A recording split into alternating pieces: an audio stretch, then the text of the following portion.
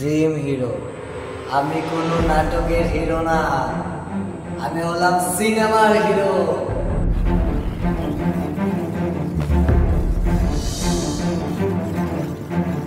বাংলাদেশে যদি শাকিব খানের পরে কেউ সুপারস্টার হয়, তো আমি ওই ফিল্ম ইন্ডাস্ট্রিতে আমি নিজেকে মানে সুপারস্টার বা রাজত্ব করতে চাই আমি নিজেই। আমি যে মুভিটা মেক করছি এটা এক কথায় বলতে পারেন যে লো বাজেটের সিনেমা।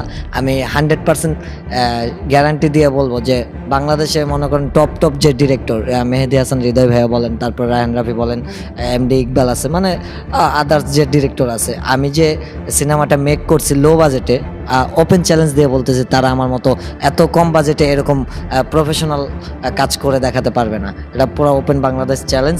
আর বাংলাদেশে যদি নেক্সট সুপারস্টার কেউ হয়ে থাকে, ইটস মি মেহেদি রনি।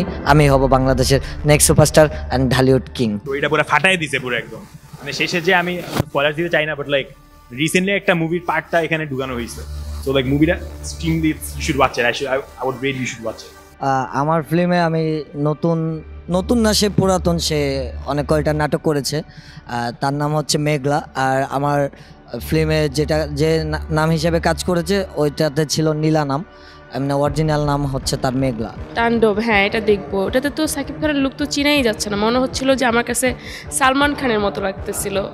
এটা দেখবো, অনেক ভালো। আমি তো ছোটোবেলায় ওনার মুভি দেখছিলাম যখন আমি ছোট ছিলাম, কিন্তু বড় হওয়ার পরে আমি এই প্রথম একটা মুভি দেখলাম, ওই যে বরবাদ। আজকে আসছি যে বাংলাদেশে তো এমনি তাণ্ডব চলতেছে বুঝছেন, রিয়েলি ভাবে।